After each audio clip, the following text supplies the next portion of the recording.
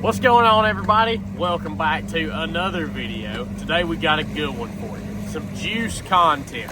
So, everybody knows Garmin, LiveScope, Lowrance Active Target, Humminbird Mega Live, forward-facing sonar as a whole has been the deal. It is the deal. But the most common question I get asked is, how do I set it up? So I run a Garmin LiveScope. So today I'm going to show you guys how I set up my Garmin LiveScope to make it look the best. And you know, there's a lot more variables we'll discuss in this video, but I'm going to give y'all a few tips on how to get yours looking right so you can go out on the water and catch more fish using that. Because everybody wants to, you know, optimize their investment. So they're expensive, you want to have it looking right, and there's a lot of unknown things, but I'm going to try to help teach y'all a few things about it today. So we're going to get out here, get some spots. We're on Lake Chattooga. There's plenty of bass to throw at. Let's get out there on the pond and see what happens. All right, so here we are. We're standing up here at the unit. Got in a little pocket. There's actually quite a few targets to cast at in here. We've caught a couple fish so far, and I wanted to show you guys how exactly I set my unit up. So a lot of people are going to get out here, and the first thing they're going to be is like, man, I can't see what it was advertised to look like, which is pretty typical. You know, it's never going to look exactly the same as what you might see on the Bass Pro Shops floor. You got to kind of tweak it, and every unit is a little bit different. But this here is the 1243 unit. I'm going to give you guys some basic settings that are going to work for everything based on how I have mine set up. So, starting off, you have, Garmin has a term called gain. Now, what is gain? So, gain is like the sensitivity. There's multiple different types. First off, let me start by saying the biggest key to the whole thing is having good wiring and a good battery to your unit. If you don't have either of those things, that would be where I would start first. It seems like if you're not getting at least 12.4 volts to the unit, you're not going to get a good picture. This here, I'm running a 12-volt lithium battery in the back, and they make, you know, I'm not affiliated with any battery companies, so I'll say this. The batteries that people buy off Amazon and eBay, lithium batteries, I mean, they work just as good. I have people that are paying less than $200 for lithium batteries online, and they're working just as good. So, it's not as big of an investment as you might think, is the point I'm trying to make. Right here, mine says 13.4 volts. I got a Sonar Pro's wiring harness in here. That's a big deal for me. It helps out. Good, thick, you know, 10-gauge wire ran all the way to the front, and you're gonna be just fine. Let's dive into the juice. So I got 100 feet is what I like to keep my forward range at, 100 feet. My gain, I keep it anywhere between 65 and 75. So I'm gonna have a 10% chance, or 10% range there. I usually keep it around 70. We're on Chattooga, the water's pretty clean, and I'm gonna keep it around 70 feet. But I like my forward range set to 100. And that, you know, if I'm really shallow, sometimes I'll keep it, you know, I'll bump it into, you know, 60, 70, 80 if I'm fishing close and really need to get a little bit more clarity. But 100 seems to work every body of water pretty well. Depth range, take it off auto. Never have it on auto. You always want to keep that thing, you know, to where the bottom of the bottom of the lake is essentially in the middle of the screen. This is going to keep it really proportionate on your screen, and you're going to be able to tell the size of fish really good. You're going to be able to see your bait a whole lot better, and it's just going to work. So I'll constantly toggle this back and forth based on how deep I really am. Now, some of the more like detailed things. So right here, we're going to go to options, and we're going to go to sonar setup.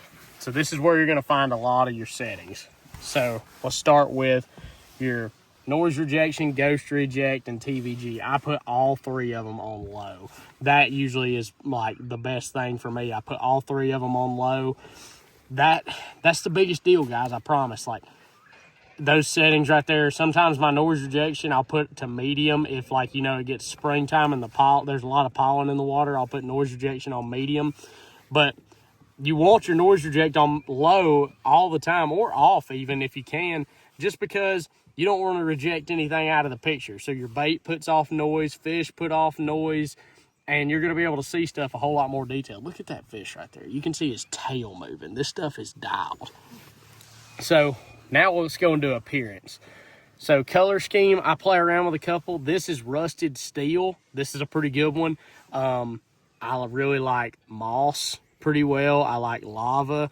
And a lot of people really like this one, the blue palette. I'm personally not a huge fan of it. I mean, that's just not my favorite. Rusted steel is what I stick with the most. I'll go back. Color gain. So there's a difference between color scheme and color gain. My color gain, I jack that thing up to 100%. That's going to allow me to see my bait and fish just the same way out here at 100 feet as I can in at 20 feet. So that's a setting. It's going to allow my bottom to stay the same color all the way across, and it looks really crisp out there to 100 feet. So let's go back in here to appearance. Okay, that's about covered that. Color limit. We got color limit. My color limit is on default. I just leave that on default.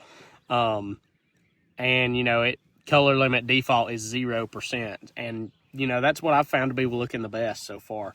Let's go back. Layout. So this is a big deal. I turn my grid overlay off. It's on hide.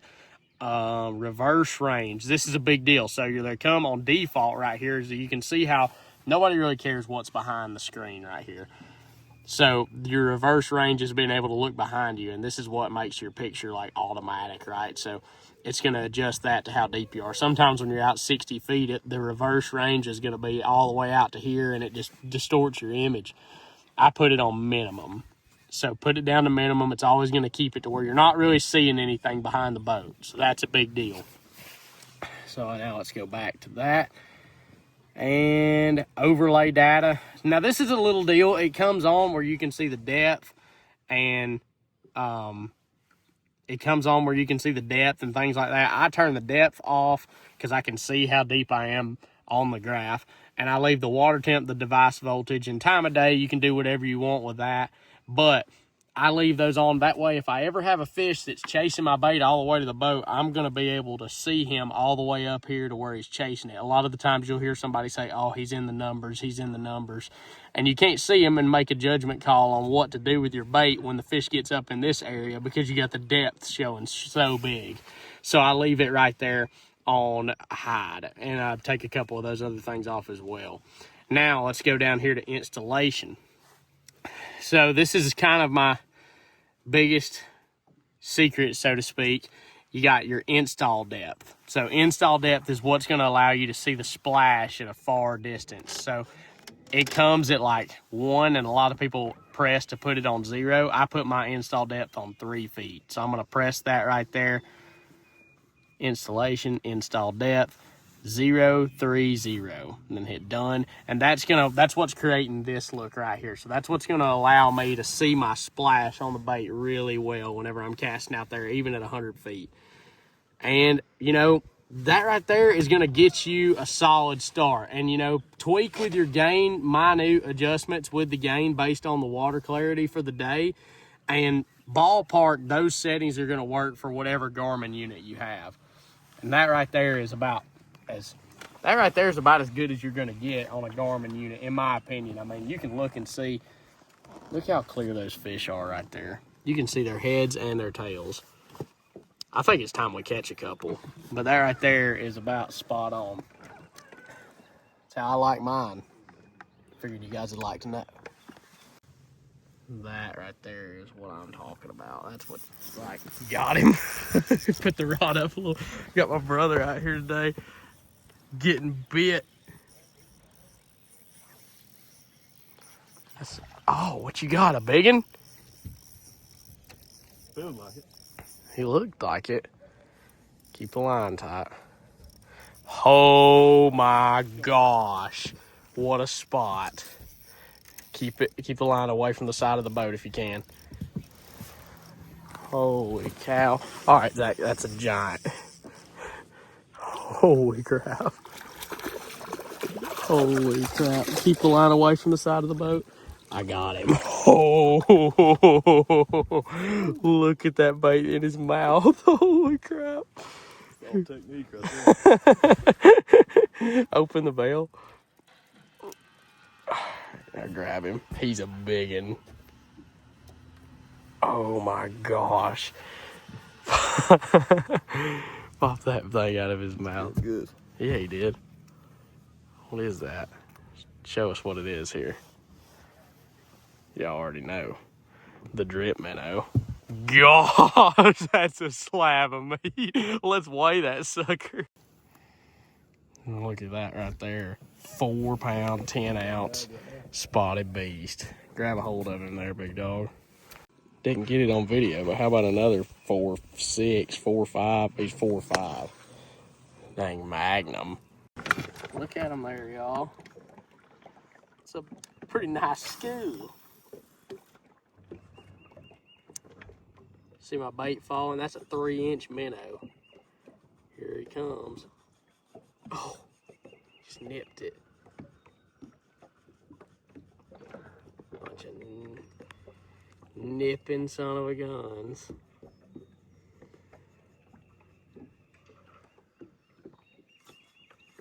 Swimming in harmony with them. Unreal. There's one all by his lonesome. Ah, no wonder I didn't get a bite.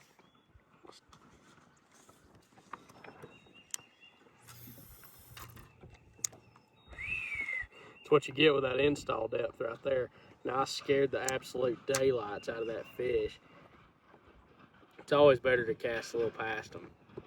He's looking at it. Here he comes. Got him. Scared him, but he still got it. Little spot. Y'all see that splash? That's what you get when you put the installation depth on there, on that Garmin. It's the move. I'm telling y'all, it's the move. Look what he bit too. You won't believe it. Drip minnow. Guys, today's been awesome. Y'all watched us catch some giants. My brother caught a 410 spot. I mean, we've got to be pushing close to 20 with all the ones that we've caught so far. Been filming on and off. The main goal was to get out here and show you guys how to work that machine right there. So thank y'all for watching. It's been a good video. Appreciate y'all liking, subscribe to the channel. Been doing good so far. Channel keeps growing. Keep on subscribing, liking. We're going to keep pumping out some juice content. And we're going to get out here and try to catch a couple bass the rest of the day. See y'all next time.